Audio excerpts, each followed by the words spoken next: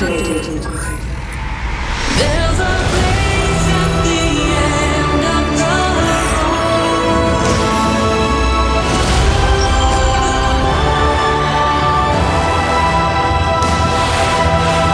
2018 GSL Season 2 Overgrowth.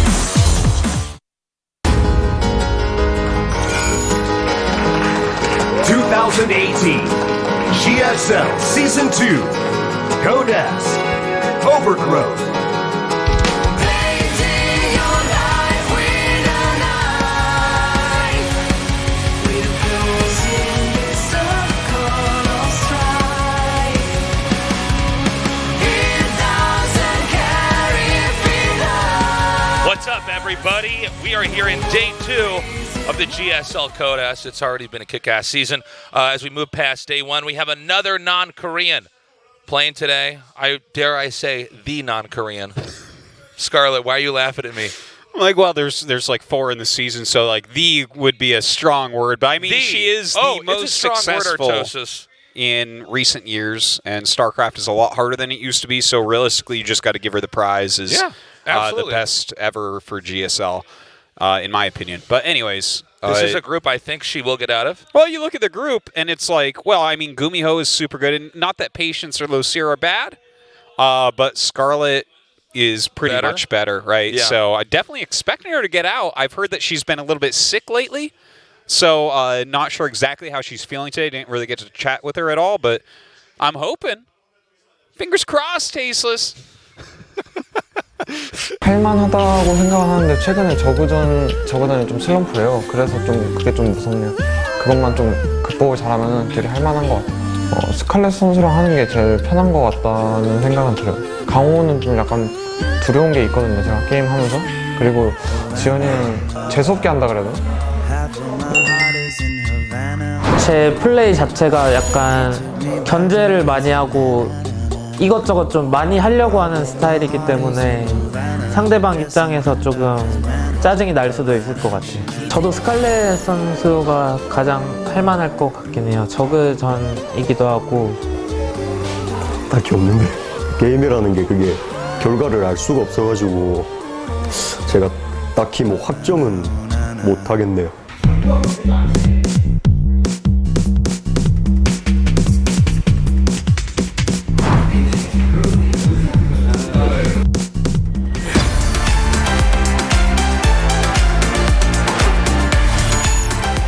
일단은 제가 시즌 1을 떨어졌기 때문에 이번에 연습을 좀 더 열심히 해서 잘 하려고 연습 많이 했어요. 올해 초반에 진짜 잘하는 거 보면서 대단하다고 생각했고 따라 배우려고 많이 노력했는데 뭐랄까 컨셉 같은 게 되게 자주 바뀌어가지고 따라하기가 쉽지 않더라고요. 그래서 저만의 또 트렌드를 만들려고 노력하고 있어요. 넘어가기가 되게 힘들더라고요. 제가 그러니까 최근 들어서 그런 느낌을 많이 받았어요. 저거 이제 회전력이 좋으니까 타이트하게 몰아붙이니까 넘어가기가 되게 힘들다는 생각이 많이 들더라고요.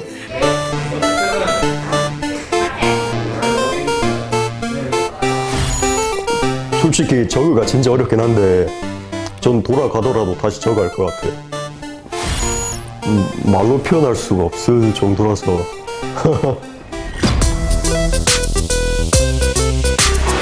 게임 잘하는 선수로 태어나고 싶어요. 마루나 현우 형이나 최근에 잘하시는 도우 형이나. 저요. 좀 마음에 드는데.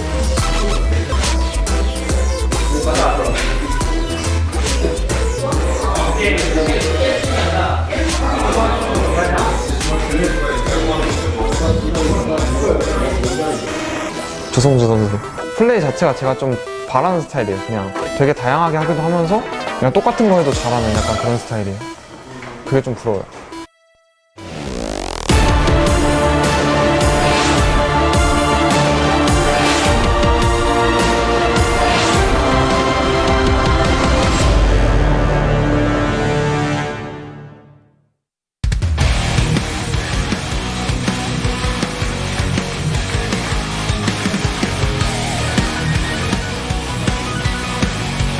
Scarlett has, or at least during those videos, had lost her voice, much like Ariel in The Little Mermaid. We're hoping that if she wins her games today, she will have her voice back and we can have an interview with her. Hopefully. I think there's a good chance that she will get out of this group. All three of the Korean players, Patience, Gumiho, and Lucira, are excellent, especially Gumiho being a GSL Codes champion. Sure. Definitely one of the unexpected victors of a GSL. Patience has been very strong. I'd say he was a little bit stronger about maybe a year and a half ago, 2 years ago. Agreed. And Lucira is one of our veteran players, just like we saw with Lenok. He's always in the GSL Codes. He's consistently one of the top 32 players in the world. Yeah, I got to talk about Lucira for Please. a moment because this interview, you know how like you'll say a joke and it's not funny, and then you'll keep going with it and it's still not funny, and you keep going with it and it's still not funny, and eventually it turns around and becomes funny because you just kept going with it? Yeah. Okay, describes how I feel about Lucira right now.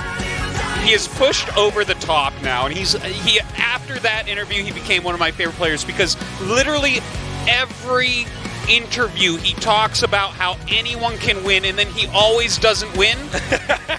And he just keeps doing it. And not just that, he's a stud, all right? He's handsome He's as hell. a stud muffin. He's a strong Zerk. He's always in GSL. He's always been in GSL, right? He's got the deepest voice in esports. He's got a fun style to watch.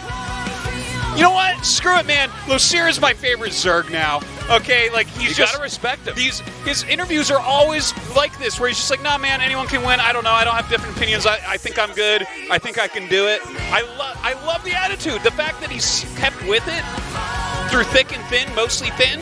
I mean, like, yeah. Let's go, Lucira. Yeah. Coming up in this match here, I think Patience, in some ways, may be the biggest threat to Scarlett in this group. Could be, yeah. I think Patience has got a really interesting style. He's very robust in his macro. He does have very good harass. Generally, that's how you beat a good Zerg player like Scarlett. So, Well, specifically, Scarlett has problems occasionally with Protoss players. Like, if she starts to get behind, you can see her sometimes mentally start to fall apart a bit. I hope that doesn't happen here today, though. all right. Game one's ready. Let's do this. Scarlett versus Patience.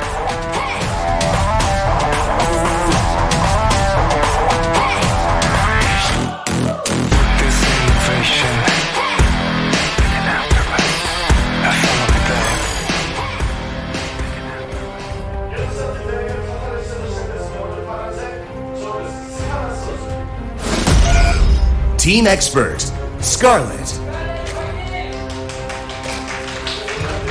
Still don't hear her voice. We're still waiting.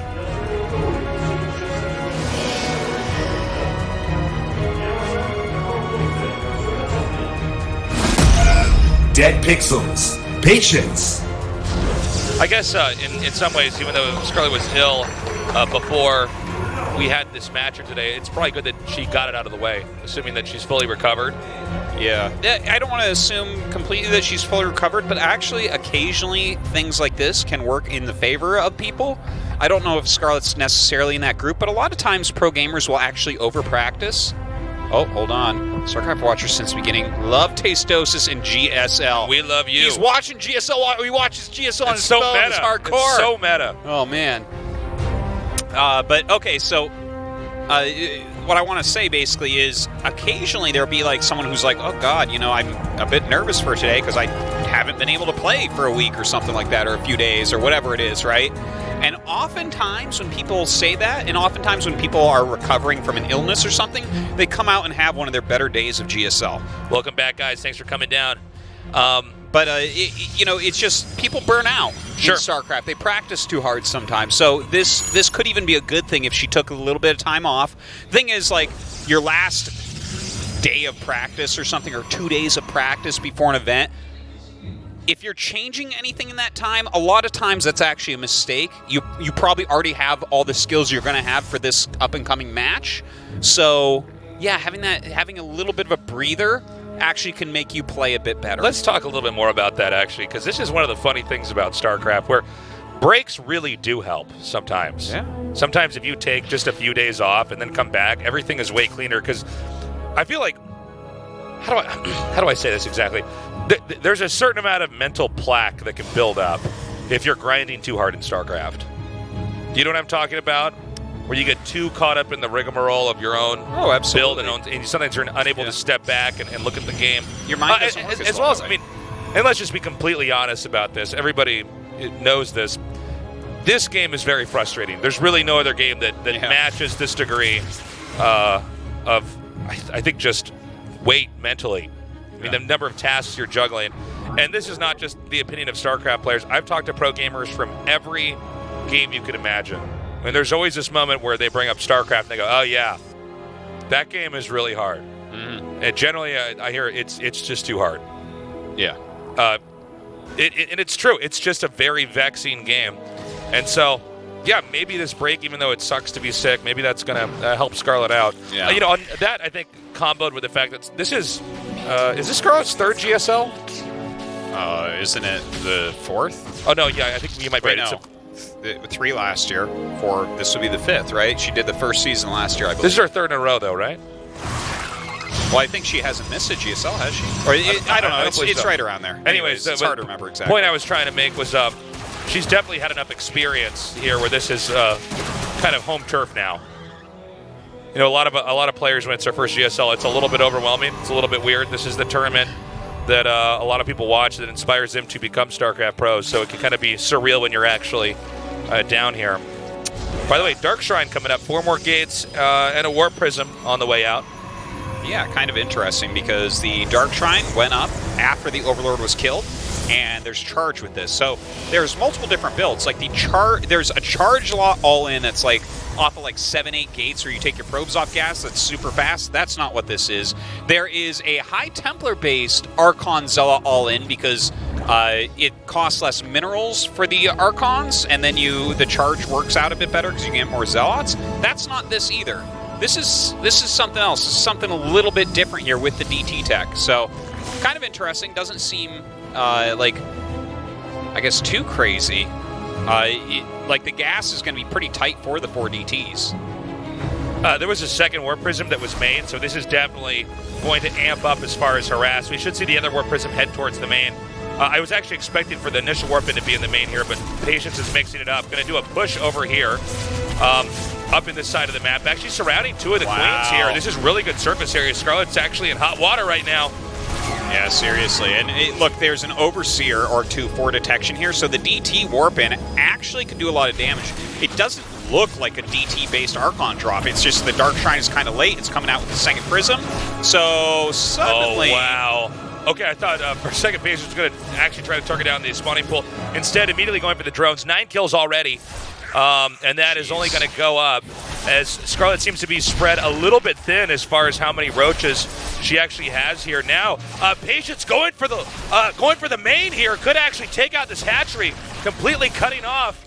In fact, that could be a death blow, really, if this actually does go down. Well, already 12 drones, but if you were to get a hatchery as well, that's just too crazy.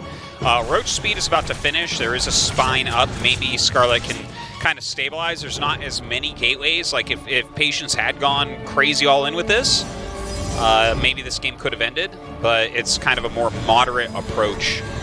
And an interesting take on the build, really catching Scarlet off guard with those Dark Templars, because this was not a Dark Templar-based build. Like, this is not standard what we're seeing at Patience. It's the first time I've ever seen this build. More gates coming down now here for Patience. Patience, unless I'm mistaken, is not going to take a third here. Is that a probe over at the third base expansion? Maybe he is going to expand there. Yeah. But he is actually really amping up the pressure. Okay, I stand corrected. I'm sorry. He does take the third base. But right now, Scarlet is really hard-pressed to try to defend the 3 locations that she has while still pushing out and taking a 4th. With 2 Warp Prisms, yeah, a lot of harassment. The amount of damage that you can do with those 2, it's going to be a tricky situation, specifically at this phase of the game for Scarlet. Look, what's going on for Scarlet right now, getting to the Hydralisks, she's going to have this Roach Hydra composition, and obviously it will be quite strong, but a decent number of sentries already out, a bunch of Immortals being made as well. No real splash damage here. Archons don't really count in that regard against Hydra Roach, so if Scarlet makes a nice army and counterattacks, there's a possibility she can get something done here still, despite the fact Patience has definitely had a strong opener. Patience now moving up here with his army. The Immortals and the Sentries. Now, this is a push that could actually break Scarlet. The Warp Prism is drawing a lot of Scarlet's units over, it looks like, towards the second base here, middle base. And that's going to be really helpful for Patience as this push commences. Okay, so dropping off a few Zealots here, sees the tech coming. Yeah, keep in mind that the layer in the main is actually still very low on HP. So that could actually just be targeted down. So there's actually 2 possible killing blows that could come up here for Scarlet. Nice force fields. Man, that's a very scary army. Even adding in the Stalkers there for the additional damage against these Roaches. Great micro so far by Patience. Corrosive Vials are coming down. It seems like some flubbed force fields there for Patience. It seems like there's just more Protoss units overall than there are Zerg units. And this number is continuing to thin out. This hatchery, I think, most certainly will go down as these additional Zealots are warping in. This may be the beginning of the end here. I don't think Scarlet can sustain this push. I think, actually, Patience might turn around, but I don't see any reason why he shouldn't just continue to push forward here. Well, turn around or don't turn around. He's in a winning position. Both moves here. are good. Yeah. There's a lot of ways to close this out for Patience. It's hard to be bad here as Patience. Like, he's got his third base up. He's got a lot of production going on. Scarlet's getting into Lurker tech. That's maybe her only chance to come back, is utilizing units that Patience can't seize to kill him with. Okay, continuing to come forward now. I think we may see Scarlet tap out on some level, probably processing this loss. Another Queen goes down. That'll be 2 in the last just few seconds here. There it is. GG. Patience takes game number 1 with a very convincing harass play into push. Yeah, it was a cool, interesting build from Patience. Now, I know we talked a lot about maybe Scarlet's recovered, maybe she's not. You know, sometimes those little breaks that even sickness can give you can be good mentally. It wouldn't take too much from this game to extrapolate on Scarlet. I think she got caught off guard a little bit. The initial Zealot Warp, and that's what kind of gets me, where there was it was doing a little bit better than it felt like it really should at the third base. But the DT Warp in the main is what really really hurt her, right? It killed something like 12 drones, it killed some extra Roaches, really split it for multitasking. And that is not a normal build by any means. If you go charge lots, you normally have Archons off of High Templar tech with that. And Patience just kind of with a very different style of play here against Scarlet that she might not have been ready for. We're going to go to Blackpink for map number 2. I don't see any reason for Patience to try to do anything different than what he's already done. I think, as we mentioned earlier, Scarlet has struggled against Protoss before. A good harassed Protoss like Patience may be the antibody for Scarlet. Let's go to game 2 now, see if Scarlet can recover.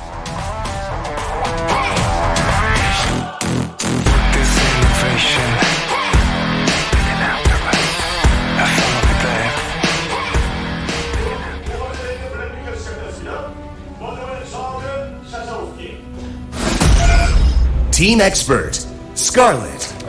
You know, I have to wonder. Scarlet's had a lot of success with aggressive builds. Maybe she will shift gears here and try to shut Patience down before he can really start. Okay. Dead Pixels, Patience. Yeah, I don't disagree with that assessment. I guess the big problem is that the style with which he won I Am Pyeongchang no longer really works. Overlord Drop has been moved to layer tech. So it becomes a lot harder to do those kind of Zergling flood aggressions if you can't be dropping Lings behind the wall. From Ukraine, thanks for coming down. So cool to see all the people from around the world come down to the GSL studio. By the way, the weather today has been fantastic. Oh, it's just this is some of the best outside. weather we've had in Seoul in a while. But I think that the pollen might be out in force tasteless because I got on the train and my nose just started running like crazy. My eyes. You are just rigid. my bubble child nerd. Yeah, I think I have mild allergic reactions to pollen. Yeah. Is my take. It seems like every spring, just suddenly I'm like, oh, my eye itches, and eventually I had to just sit there and like not scratch, and it was like 15 minutes of agony. Oh man, waiting for that pain to go away. That's rough. You know, you ever have that where something itches terribly and you're itching it for a little? I was really bad about that as a kid with mosquito bites. Yeah. Well, the thing is, I'll scratch something for a little bit, and then I'll talk to myself and be like, Tosis, listen, Tosis. That's right. I know that's what you call yourself in your head. Tosis, you gotta stop, man.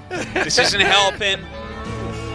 Listen, all pain is ephemeral, okay? Yeah. The only pain that's real is the pain of you ladder games, Tosis. Don't scratch anymore. And then I stop. It's a tough few minutes, though, I tell you. Ooh, When exactly is it we start to get mosquitoes out here? soon, I think. It's coming, man. It's coming. It's one of the reasons why sometimes I actually prefer winter over summer. Is the weather in Korea is honestly pretty brutal. It's actually, I think, a really good environment to make someone a pro gamer because there's a limited period of time where you can do outdoor activities. Pretty much. We've unless talked you're- about this, I think, off camera several times, but our theory of certain regions of the world are more conducive to esports environments based off of how the more boring areas. inhospitable the More inhospitable video the game outdoor areas. Like, I'm from Kansas City. There's tons of great gamers in Kansas City. Why? Well, because what else are you going to do in Kansas City? There is actually go a lot skiing? of good gamers from Kansas City. It's kind of Yeah, weird. it is. It's true. But I mean, if you look at it, and I mean, I love Kansas City, but it's not like I went to school in Colorado. No good gamers in Colorado because they got mountains, they go hiking, they go skiing. There's some fan in Colorado right now watching you and just had a single tear go down his cheek. Yeah. He's like, I'm a good gamer, Tasteless. Then he's thinking about all his good gamer friends that he doesn't have, and he's like, oh, he's right. Yeah, sorry. It's okay. But yeah, Sweden, another place. It can get obviously very cold in Sweden. Makes of for great great Swedes. gamers. Yeah, tons of great Swedes. Well, So Patience going for a Phoenix into Oracle opening here. yeah, nothing out of the ordinary. Showing the double gas here to Scarlet. And, we'll see where he goes from this. Could just be into, high Templar Tech, Archon drop type of thing. Could just be Immortals to expand. But whatever, there's a lot of different builds that you can utilize here as Protoss.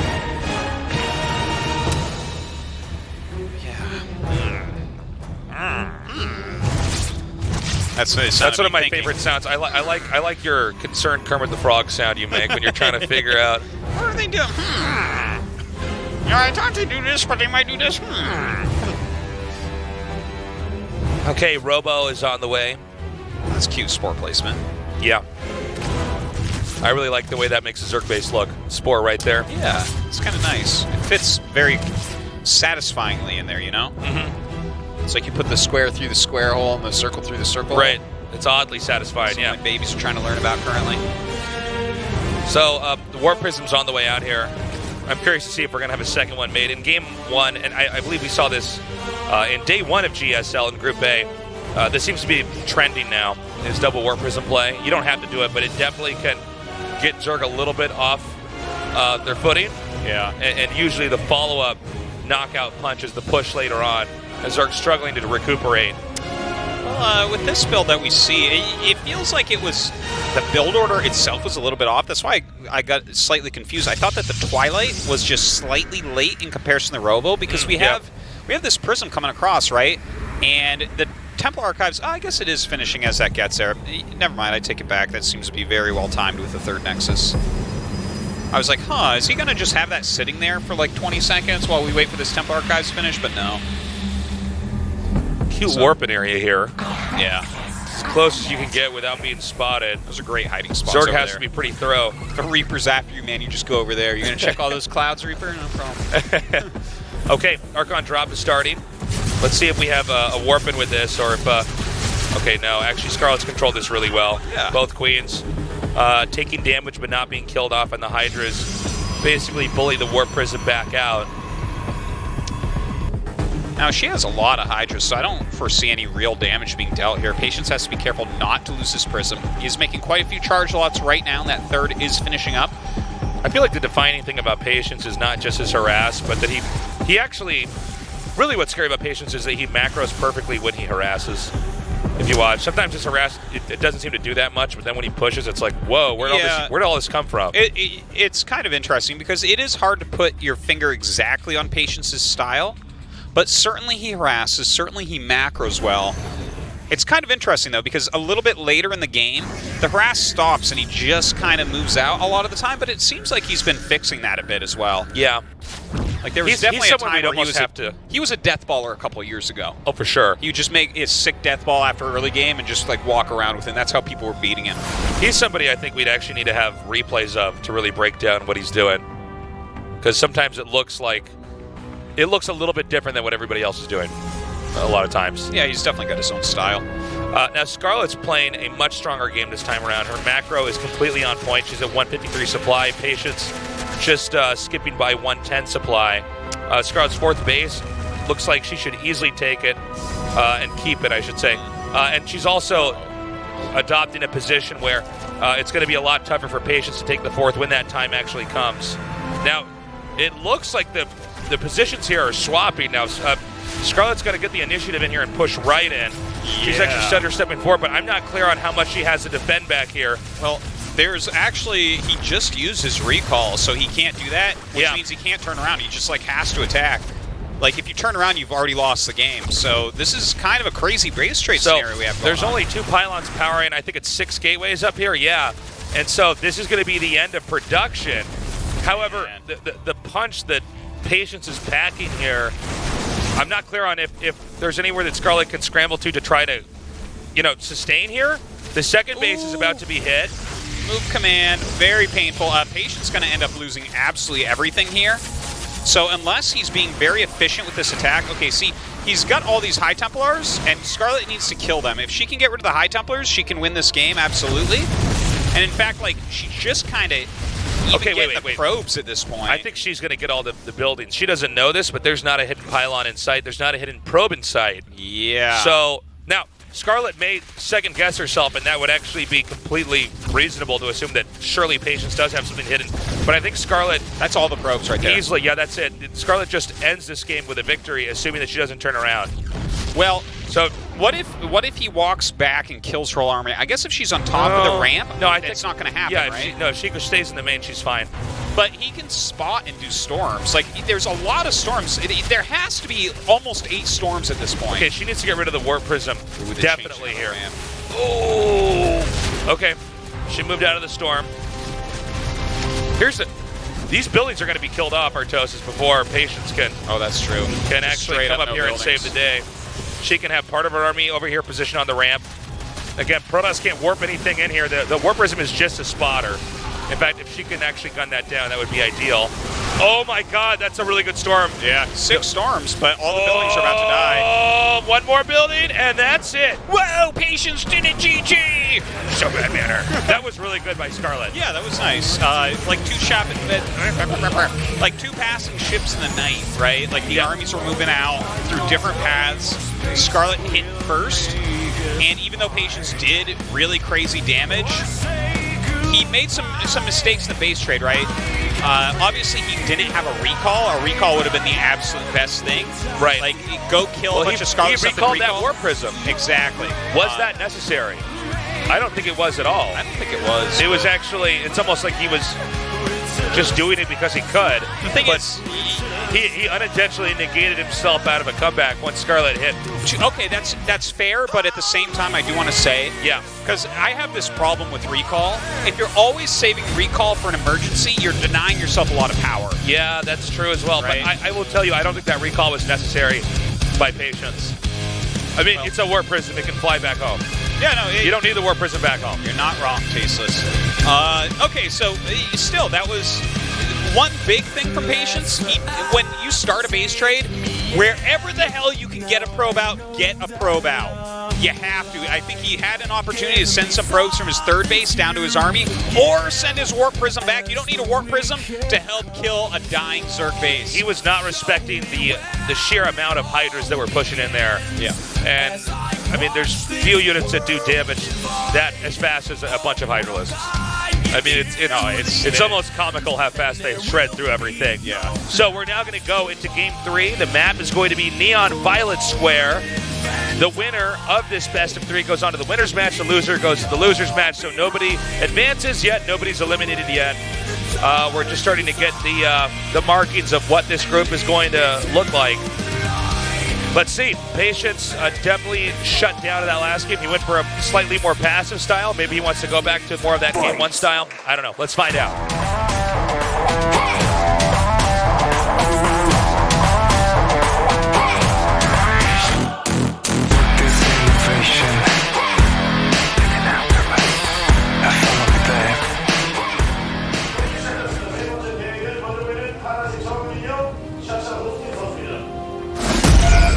Team Expert, Scarlett.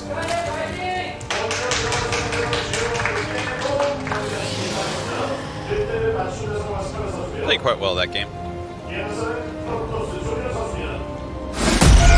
Dead Pixels. Patience. You know, that last game from Patience, I do want to say, for the initial part of it, right, I felt like the Twilight was slightly slow, which this is what's so funny about it. On further analysis, like just kind of looking at that game and like what actually happened and the timing that he had, like the Prism was literally where it needed to be as the Templar Archives finished, and then he had Psystorm done exactly before the Hydras got there, and he had 4 High Templars out, 2 of which had Psystorm already. It was actually maybe the tightest build I've seen in a long time. Like it was like the builder was amazing. You know, I what's weird about Game 2 was that's definitely not how Scarlet planned to end it. Oh no. Do you know? Like she's intending to push out. She thinks she can start to apply some pressure, and Patience wasn't home and left the door unlocked. Yeah. And the safe open, and everything else, all his credit cards on the table. It was kind of a weird moment where, you know, if the player makes that mistake, okay, you know, I guess this burglary of a game is going to go down just fine. But I'm curious to see if this game it looks a little bit more normal. What exactly it's going to look like. The thing about Patience is he's very good at what he's doing, but he hasn't ironed out everything strategically and tempo-wise in a lot of his games, and that's why he doesn't produce the same kind of games as like Classic, for instance. Okay. Yeah. Like I think maybe a good way to put this is he has it. It was kind of part of what's been my impression for Patience for a long time is that he has a very good playbook of this, if this, then that, which is very important in StarCraft 2. You're saying Patience does? Yeah, I think he has a very good playbook of that. But when you're in situations where you have to be, things get a little bit more crazy, you have to be a little bit more creative, I feel like he falls apart a bit more in that way. Whether it's basically what I guess I mean to say is, if the game gets weird or the game gets very late, and that's where creative players I feel like shine a lot of the time in crazy games and like late game where you have like everything to work with, but it's like it's how you use it, not everyone has it. It's but how do you use these things together? Yeah, I feel like those two situations maybe are places that he's not fully fleshed out in. Well, let's take another player for example. If SOS was in that exact same situation in Game 2, the latter part of Game 2. He would have handled it much better. Like he's probably like he's somebody. I think occasionally Patience. You don't beat him in a base trade. No, you never beat SOS in a base trade. We were talking about this in another cast, but watching SOS play, it's like watching jazz or listening to jazz, I guess you could say, where he can just free flow it in any situation. He just looks at it and kind of a solution forms in his mind. Something like that. Where I think some of these other Protoss players, it's more of a tree that they're going down. Yeah. They start out somewhere, okay, if this, then this. And when you get into very, very, very specific situations, someone like Patience will stub his toe. Yeah. Where there's just a small number of other Protoss players that are more graceful in that way. And I'd say the best player that has if this, then this is Hero. He has a series of decisions, but I think no one comes as close as SOS does to just kind of perfectly navigating almost any situation. Ooh.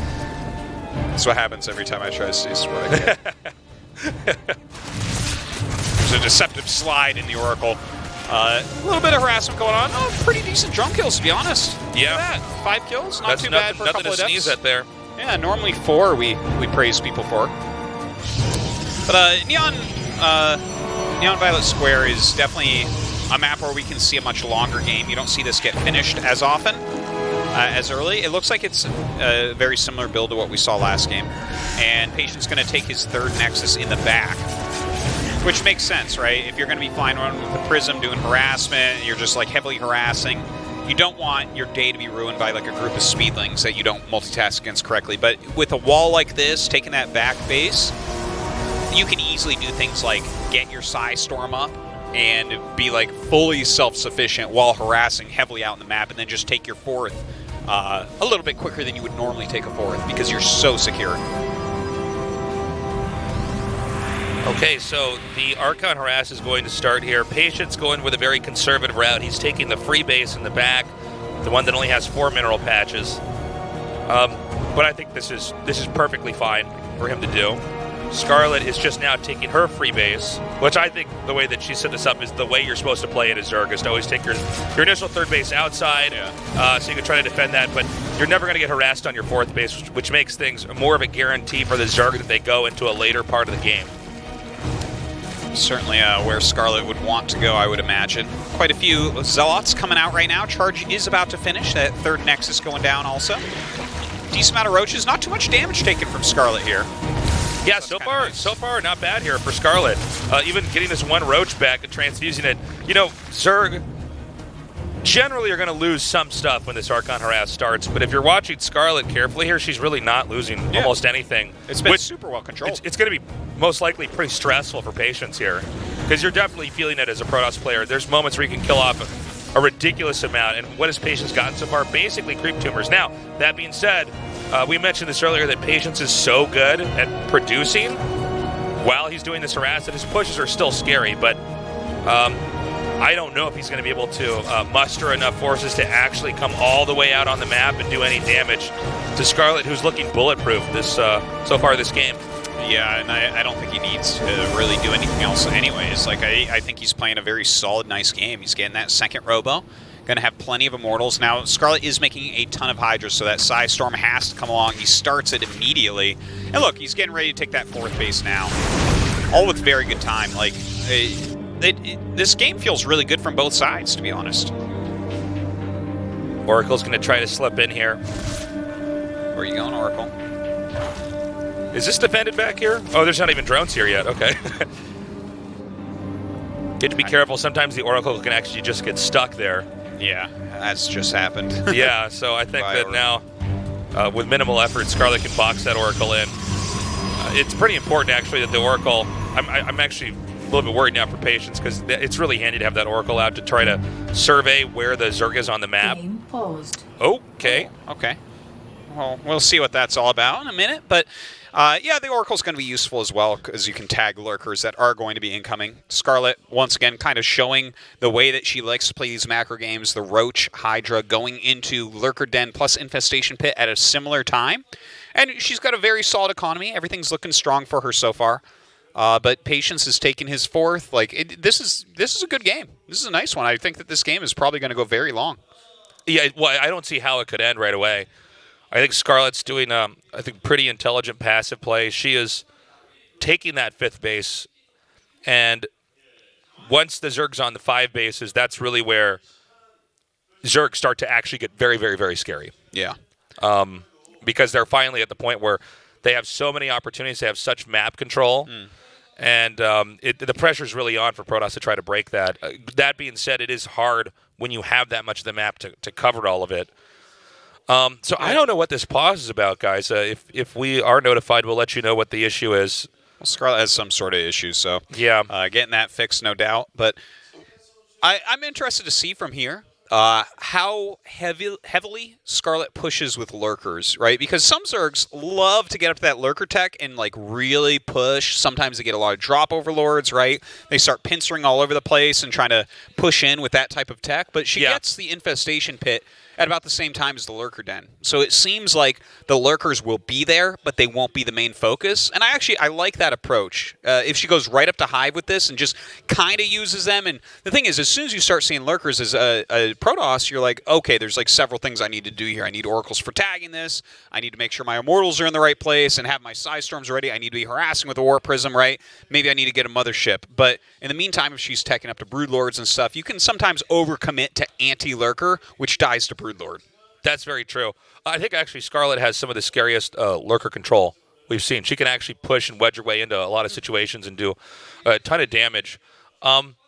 So whenever this game is ready to unpause, we're going to hop right back into it. It's good to be back, though, Cassie, the GSL. We had a little bit of downtime. We've just been doing the ASL, which is the sister tournament to the GSL. It's our StarCraft 1 tournament. That's been a blast. That'll be on tomorrow as well. That's right. Round of 8 starting up. That's going to be sick. Best of 5s. I unfortunately am not going to be there tomorrow. I have to get my cat spayed or neutered. Neutered. Neutered for a boy, spay for a girl.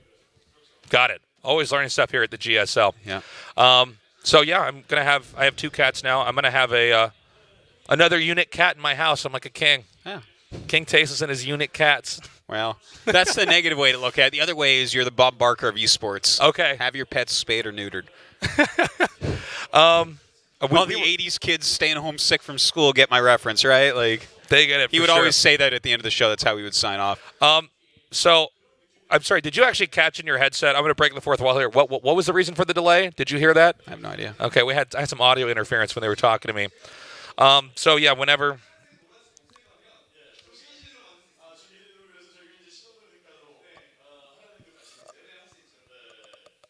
Oh, there's something wrong so with we your have to monitor. change. Yeah, we have to change the PC. Now, Okay, so it's going to be resumed from Yes. replay. There's something going on with the PC or the monitor. Something that can happen. I don't know. So we might have to change out the PC. Now, one of the good things about being at the GSL is we're pretty fast at doing this, generally speaking. You know those guys that, in NASCAR, what is pit it? The crew. pit crew. We got a pit crew of nerds down here. Yeah. They pop up the PC and come in and Yeah, we basically do. Once we get that fixed, kind of getting to the climax really of this game, to have that pause right there, that's gotta kind of suck for both the players too. Yeah. You're in your rhythm, you're in your zone. If there was like battles going on, I would agree more. Oh, with that you. would be the worst. That's really terrible. But right now they're both kind of macroing and expanding and teching, so it's like kind of a slow moment. Yeah, there's like a warp prism out, but it's not doing much. It's like getting a couple creep tumors. Just keeping pressure on. This is a pretty standard moment in the game. If anything, because the game is shifting right now, I would say that this helps Patience a little bit, right? Because Patience has been kind of on the offense, harassing a little bit, but Scarlett's getting her full tech out, and it's going to shift because Patience is expanding. So he should be slightly more on the defense coming up as the lurkers are popping out. So if anything, I would say as a Protoss player, you'd be like, oh, okay, now I can really kind of think like, okay, what do I need to do? I saw the lurker den. Okay, I need to... Do I want my mothership right away? Do I want to make an oracle right away? And you can go over these things in your mind. By and the way, I stuff want in to the point pause. out, we got to be grateful for the fact that we can even resume from replay. Yeah. Remember the olden days I do. where the computer would crash? We'd be like, Yeah, who you wins got to that play again. Sorry. Hope you have other strategies. It's a tough thing. You remember that OSL finals where the electricity went out? Yeah, in the whole building, right? Yeah. That's funny. I was watching that, just turns off. I'm like, no, no, ah! Can you even imagine? Like, you're actually there. That would be, if you're a production set, that's like the worst thing that could ever happen. If everything goes out, like, how do you even get that all back on? That's crazy. You have to, like, turn everything back on. And go back to the reboot circuit everything up breakers. Keep yeah. switching them back You on. got to open up OBS and be like, click everything, make sure your cameras work and Yeah. stuff. Like, it's more complicated than that it does. We just like to pretend. We don't know for sure. I don't know. In other news, guys, should I tell them Artosis? Tell them what. I got a mini fridge for upstairs. Oh, yes, you did get a mini fridge. I did some convincing. There's a little mini fridge off camera. Yeah. We haven't put anything in it. But I'm thinking, like bottles of water, canned coffee, Yeah. maybe some meals in there. Who Who knows? I have a mini fridge now. I'm really excited about it to watch this evolution because, like, you are very excited. I'm very excited. for you as I well. was going through different fridges, and I'm I like, can't which say fridge? I won't take a cold water from it from time to time, but I can't wait until you put food in there and then forget about it and we don't have a cast for a week and you come back and the fridge stinks. I bet I'm going to be pretty good at keeping this fridge clean. Okay. Now, here's the thing. Nerds love us. They want to, be our best friends, Artosis. One day a nerd's going to sneak up here and be like, they're so cool. I wonder what they keep in that fridge. And they're going to open it, and it's going to be nothing but nerd heads in pickle jars, okay? Because those are the kind of guys we are. That fridge could fit about 2 nerd heads. We have to shrink the little nerd heads down. Okay. Keep them in there. The face is all distorted in the formaldehyde. Yeah. These are the kids that Yeah. Nick beat on the ladder. That's right. All 2 of them. Yeah. I only beat 2 of them on the ladder, Both but of I did keep their heads. Well, when I was saying that we were pretty fast getting these PCs switched out, I guess I was Yeah, I wrong. don't know why I you guess we're said still that. here. Because I knew if we're just starting the PC switch, it takes a while. A lot of times it I starts. wonder like- how many PCs we have on standby here. I don't know, actually. That's a good question. Then what do we do with the PC that didn't work? Do we just keep that and be like, I hope this one works next time? You and probably swap just it go back in and see what's wrong with Or it. do we You know, destroy the maybe- PC? We incinerate the maybe PCs you that ever have a problem? You turn it off and you turn it back on. That normally works for me. Yeah. That's a pretty professional way to do it. That's the way to do it. Uh, Are you good at taking care of your PC? no. Yeah, I'm so bad about that. Sometimes it Just some starts to error slow message down. comes up at the start. I'm like, that's weird. I like exit out and keep going. Yeah, me too. And the thing is, I really don't use it for anything except playing Are you games. amazed when people are like, I can't believe you're not good at PC stuff. You're a gamer. And I'm like, why would I need to be good at PC stuff to play games? I pay other nerds to figure that out for me. Well, you're a different level. I'm an adult nerd. Yeah, that's true. I'm using my adult nerds can do whatever they My want. esports money, I'm like, I don't know, fix a PC. But I actually do have a PC problem, and I'm going to go ahead and just talk about it because then maybe someone on Twitter will tell me what to I got do to one. fix I got this. one too. Go ahead. Okay, so just suddenly, recently, right? I've been streaming since about August. Everything's been fine. In the past week or so, or week and a half, every time I stream StarCraft 2 now, StarCraft 1, no problem. But when I stream StarCraft 2, Okay. the game does little bit of lag in the game, which never happened to me before. It's not my internet. I have the best internet in the world. It's better than your internet. I'm going to pay $30 a month, and it's better than your internet. Korean no internet matter is where the you best live. internet in the world. Unless you're in Korea, and then you have maybe as good internet as me, but not better. So, yeah, a little He's brag not wrong right about there. that. But it's not my internet. 100% it's not my internet. And I don't do anything else on my PC but play and like stream some. Anyways, so now I'm getting some lag when I play StarCraft 2, just a little bit in game. Like it'll just freeze for a moment. I'm like, what the hell? And then like basically my webcam for me and my dogs are both freezing when I'm streaming StarCraft 2. That's weird. And here's the thing. My level of expertise, I'm about ready to buy a new PC. That's where I'm at right Yeah. now. No, I hear you, man. I told my wife about it, and she's like, what'd you do, right? Because she's actually the one that's good with computers. I'm like, I don't know, but I'm thinking about buying a new PC. And she's just like, oh, my God. yeah. So there we go. If you want to help me, tweet at me. I don't know. I don't know what's going on. But nothing new. Nothing new. I check email maybe once a week. I there. bet Artosis is the guy that plays those flash games that are ads where it's like got to click on the guy to get him to swim across the lake or whatever. You got to keep hitting that button. And it's like, I can beat this game too, and he's spamming it Would out. that slow down your PC? And if you click on any of those ads that look like mini games, I guess these are more prevalent like years ago, but yeah, those are I just, remember those. Yeah. It would have. I Like actually had a friend who will remain nameless who actually was playing those, and I'm like, no, you're not actually doing that, right? And he's like, what? I just gotta like click on the Just like button fun to get games? the fly, and I'm like, you have so many. that like things- does stuff to your PC. I never click on ads or anything. Really? Yeah, I don't click on ads. And I don't use ad block either because I'm a good person. Yeah. Everyone on the stream is just like, You're so brave, Artosis, for not using ad block. yeah. Well, the thing is, I don't do anything. I like watch a few streams and I play games. And that's it. It's like, Yeah. Yeah. My computer's basically a StarCraft machine and a stream machine. That's it. yeah. Um, So you had a PC problem, you were saying? Well, no, but mine's just like a problem with me as a human is that I'm really bad with desktop icons. Like my desktop is just it's just I always have Windows open, so then when I close it out and I just see how many icons I've not sorted. Actually, I should do that. Next time you guys see me, I will confess whether or not I fixed my desktop. You're just going to get rid of your icons? Well, some of them. I mean, You some gotta of them do- I got to keep. I got to figure out which icons I want. Yeah. I do everything through the taskbar in the bottom, you know. I have Click a that, very- Go to Battle.net Launcher. I have a very cut and dry way that I do things, right? Because, like, if I don't deal with something long enough... You're more like, meticulous than me for sure. well, it's like, for instance, if I get too many emails in my mailbox, eventually I'm just like, mark is read. Done. Okay, yeah. next. And, Oh, man. yeah, Anybody who's same ever thing worked with us like- knows us and email. We are hard to get a hold of. It's probably easier to get a hold of a guy in Montana that doesn't own a phone. Yeah. Like somewhere in the mountain than to get a hold of us sometimes. It's well, here's the thing. I'm really only good at one thing, and I'm pretty good at it. I think just passing StarCraft. That's about I it. hate doing email. Yeah. I hate email so much. Can we just stop doing email? I wish. Can we just go to text messaging? Can we just take the internet back? Just be done with that. just give it up? You're like, you wouldn't have a job, you know? I'm like, wait, no. Keep that part. Keep BattleNet. Yeah. That's all I want. Yeah. BattleNet is a streaming platform. What is your take on all this stuff with social media happening lately?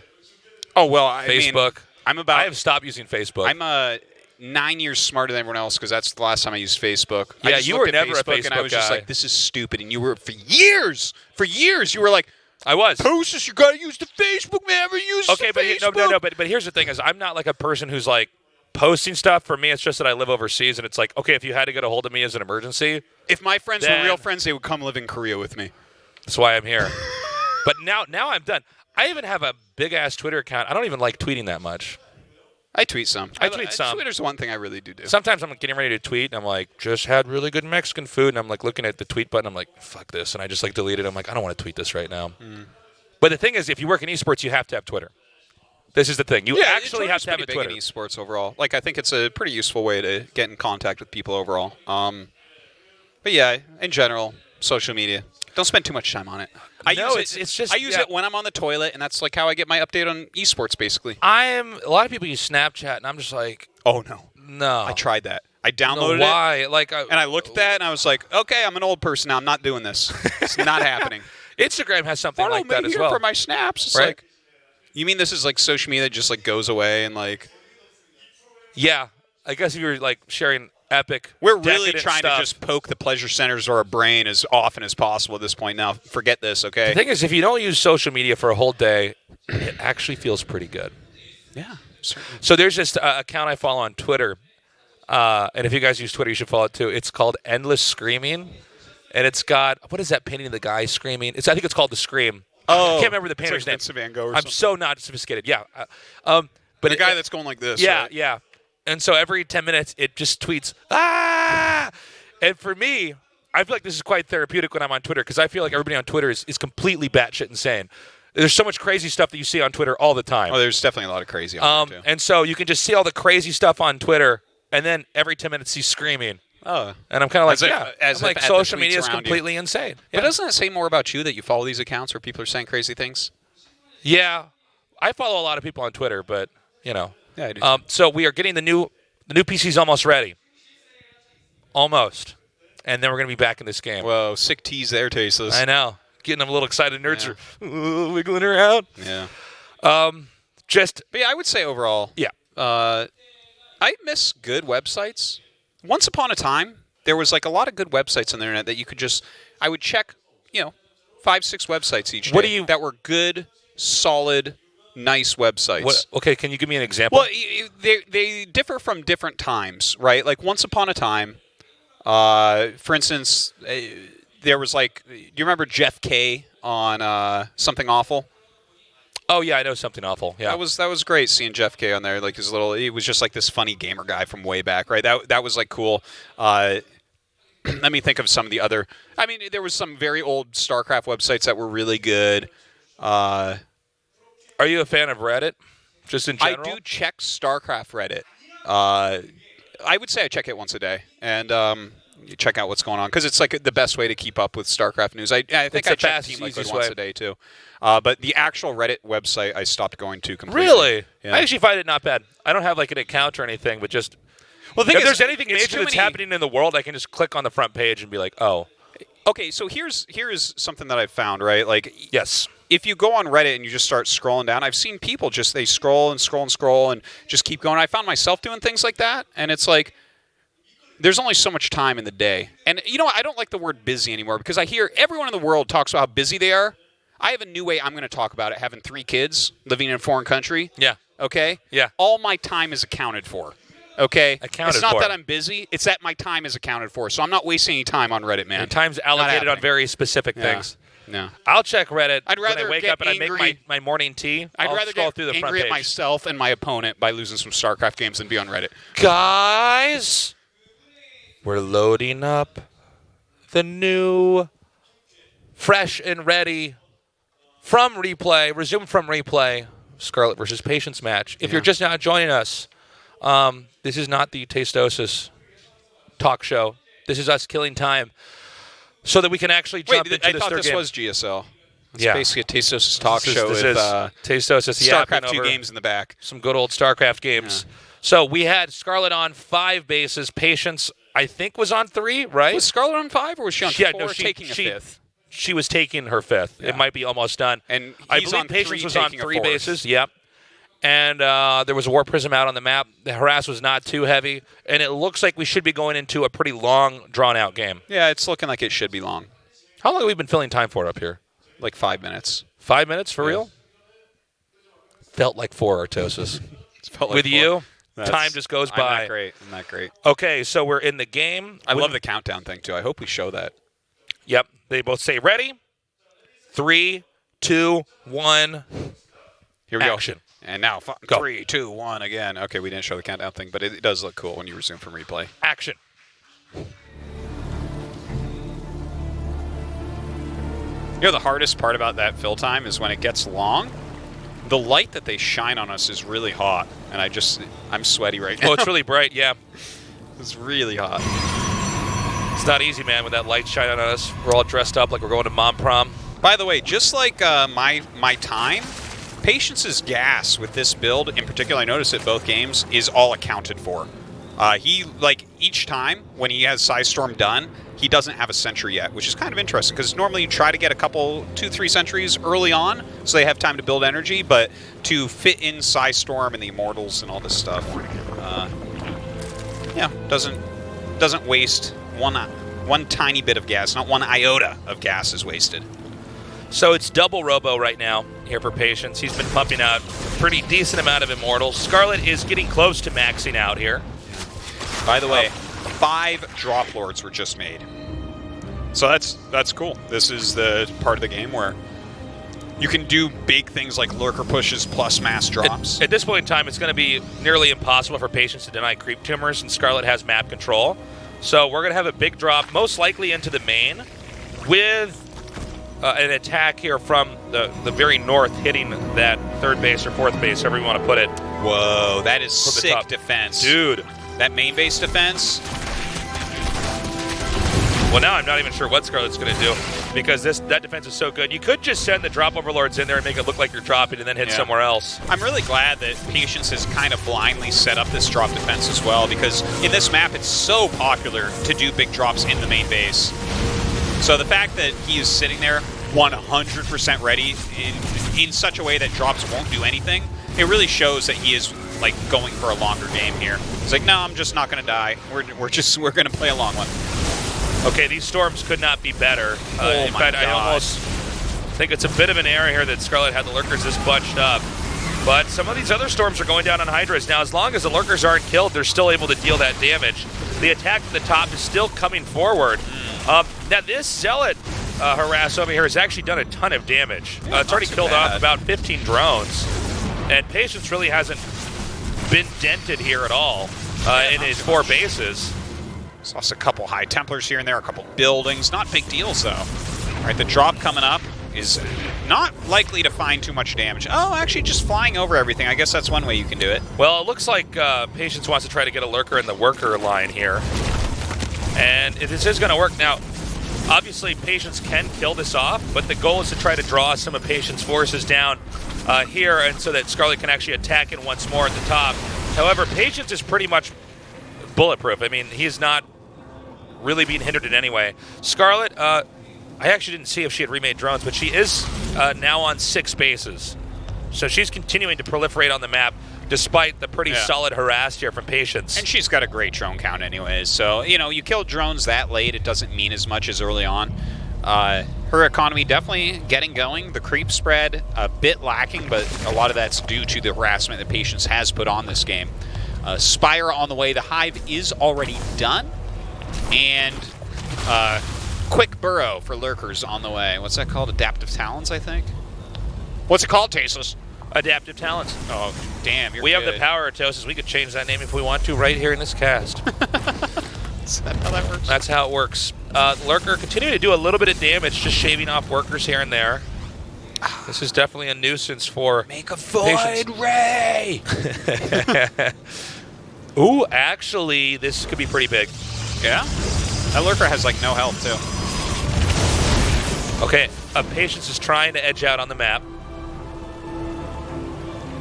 Couple star gates on the way here for Patience.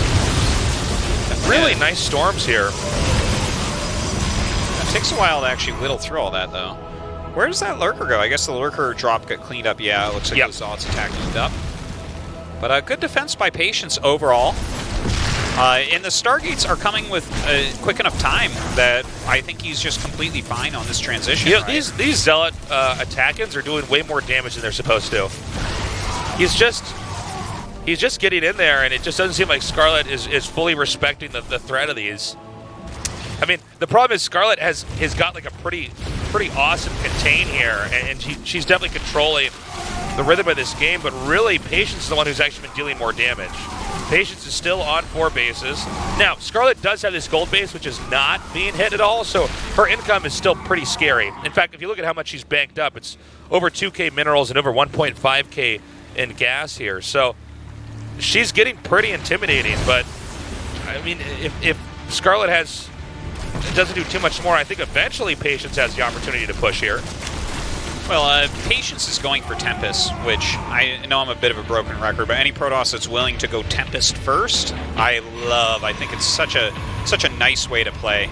Really makes you so tight against any Broodlords that come out early on. And so, looks like he is just in good shape. He's got a great unit set right now. Scarlet, though, trying to find a bit of damage. Gets a few probes here and there. Yeah, 14 kills. Pretty much all the probes of that expansion. Not too bad. Bunch of Corruptors coming out at this point. Scarlet needs to catch up on supply right now. Patience is maxing out. Now, getting a Tempest here does slow the game down to a crawl. Ooh, you don't want to be losing that. Oh, you need tags. That's one of the most important things with the Tempest is that you especially actually versus lurkers. Yeah. Oh, man. Well, against lurkers and broods, the attack range of a Tempest against flying units is so far. If you tag the Broodlords, they'll all die. You just shift right click on all of them and then micro the rest of your army to make sure that they don't get picked off. Especially this army that Scarlet has is not well suited to stop Tempest from doing whatever the hell they want to these broods. Patience is an odd spot because his Immortals are not going to really help against this unit composition. With the Broodlords above, he's going to have to back this up. That's why he's got the Tempest. Yeah. And look, he's got the Mothership core as well, or the Mothership. Now, I don't know if... I feel like this is where we're going to see if Scarlet try to force the circle shape through a square hole. Like, I don't know if you can really push up here. No. This looks pretty difficult. But Scarlet seems confident. She's still staying out here. Yeah, she's going to have to turn around. It's like the Tempest, just the fact that he went for Tempest here means that all the Broodlords die like instantly, and the ground army is not right to take this on at all. So Scarlet has to go kind of a different route from here. By the way, the fact that Patience has not taken another base is going to become a problem coming up here. Okay, here we go. He's going to try to come out here and take the Nexus right at this location. After that base, every other base for Patience is going to be a lot harder to take. Patience has turtled very well. I think Scarlet's responded very, very well by just really growing on the map. She's taking her 7th base at the top center location, but Patience is itching to push. And push he will. The Archon getting a little bit stuck out there. Time Warp goes down. Really trying to target down that Mothership, and it looks like the Mothership will fall, but the Psystorms are pretty awesome here. No Archons in the front to actually help against the Corruptors, though. Yeah, so the Corruptors are doing great. Now these Storms, though, these are definitely hitting these Corruptors and doing a decent amount of damage. We don't have the HP shown here, but eventually these things have to die, right? If you keep storming them. You would think so, but the Queen's helping out with that. They've done their job, though. Yeah. All the Tempests are gone. Now, you have to keep in mind, guys, Tempests take a long time to make. So when you see them all knocked out like that, it means the reset button has been hit for Protoss. And I think because of that, Patience can't really push out again. Scarlet will get her 7th base. I don't know how holdable this position is either. Yeah, this base will fall immediately here. He's got to cancel that. But the 3 Tempests are about to pop out. Some carrier production starting as well. Patience just kind of has to hold on right now. Ooh, this is so sick. Such a good So clutch. good. Well, that right there is probably the most important thing that we've seen all game. Like, these 3 Tempests really are needed. Scarlet's the best with her Corruptors. Yeah, she's You very notice good that? at She's always got good plays with Corruptors. She was a Zerg unit, she'd be a Corruptor. Now, I think Jesus, if you were a Zerg unit, you'd be a Corruptor. I feel like I'd be a Brood Lead or something like that. So, with the Tempest out of the game, the push can come back here. I mean, these Immortals don't do anything to help. These don't help right now at all. Scarlet can stay at a distance and keep doing damage. Man, just catching those Tempests, those 3 Tempests, man, now Patience has to run around the map. This Get is ready. so tough. Here's where we're going to see the Corruptors attack the buildings. Please. Yeah, possibly. Ouch. Now, a lot of side storms going down. Patience having a little bit of a hard time right now. I mean, the army would be so good if it just, like, the army he had a few minutes ago was magnificent. And still, he's out there getting some damage done. That gold base taking a ton of damage. The drone's falling there. Maybe the hatchery as well. No, looks like that gets cleaned up, but still, decent damage. The Broodlord's actually turning around at this point. Yeah, Patience doing his damnedest to try to keep Scarlet at bay here. Now, Patience is at the point where it's kind of a slow crawl to remax out. Scarlet, once she gets drones back at the gold base, she has enough gas in the bank. She has enough bases in general that the mineral count's going to continue to grow. So we want to be very careful to watch how Patience handles the next few fights, because if he loses anything that's too dramatic, Yeah. that's going to be it. Well, Oh, sick. This army, he needs to keep together. He can't actually remake anything. His gas is all gone. But he's made a good amount of Archons, so that should help out. That was part of the problem that we saw in the very first battle. And then, of course, just the Tempest popping out and Scarlet sniping him. Yeah, right now, Patience is Zealot harassed with the minerals that he has is the only thing he really has going for him. Yeah. And I think Scarlet doesn't actually have to go in for the kill, really. Instead, she just has to keep the Zerg on, or I'm sorry, the Protoss on 4 bases. Don't let Patience grow any further economically, and you win this game. Now, the gold base is almost mined out. There's 3 patches. I don't think those patches are close to disappearing, but that means that the influx of minerals is going to be reduced slightly here. Yeah, Scarlet's economy is definitely still pretty solid. Oh, wow. And look at that nice spine line. That's so sick. Right where the Zealots are coming Come in. at me. Well, You know, when you have this many minerals, this is a great way to just yeah. negate the option of this Zealot harass ever doing anything. She just doesn't really have to think about that area. Scarlet is a fortress. Well, like you said, that's the one thing that Patience has going for him is this good Zealot harassment. And now that bottom part of the map, you can't do it unless you're really putting a huge amount of resources in, and he doesn't have that huge amount because his bases have been denied. So, right now, Patience, one hope is to try to get this base secure up here. Scarlet looks like she wants to actually bulldoze over this. I think Patience has got a pretty good position on the high ground. Yeah, and the army's good too. Look at that, 5 Archons, and they must have +3 attacks, so that's pretty brutal against the Corruptors. Sometimes the way to win a game like this for the Zerg is to actually go inside the main, because Protoss is almost over-defending this location at the top, that you just come in there and start, oh man, hold on, there's so many Archons! Yeah, the Archons definitely can clear this up pretty darn quickly. Look at those Archons go to Oh my town. God. The mothership goes down, Okay. but the army remains. Now Scarlet has decided to come in here and take out all the structures that are the natural, and Patience is going for a base trade. This Wow. is huge. Well, he has a recall, I would say. And so this could end up working out because of that. Look at this. Actually, No, wait. that's wait, a risky move. Yeah, wait. These Tempests are going to get killed off. Yeah. Oh, Shine, please show us these Tempests.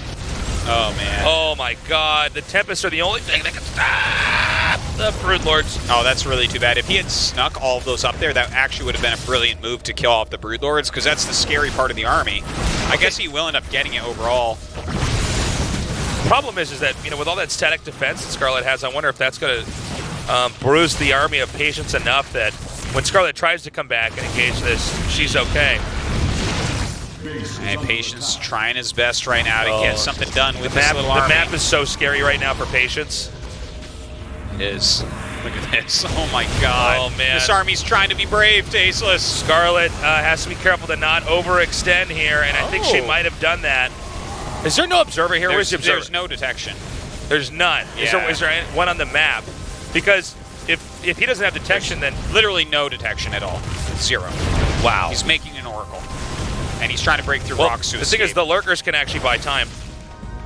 Yeah, There's they just certainly one can. Broodlord. Yeah, even the one Broodlord here. Look at how she microed it back there for a moment, just getting those extra units, and, well, Patience is not That's going to be able to it. do anything. GG. Scarlet's going to the winner's match. All right. Really tight, closely contested series there. I like that last game was like a play. We had Act 1, then we had the intermission where we had to keep flapping our gums until Act 2 was ready.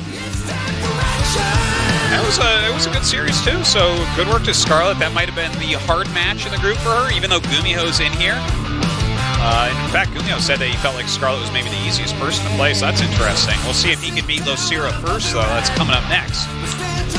Nicely done. Scarlet is 1 best of 3 away from advancing to the round of 16.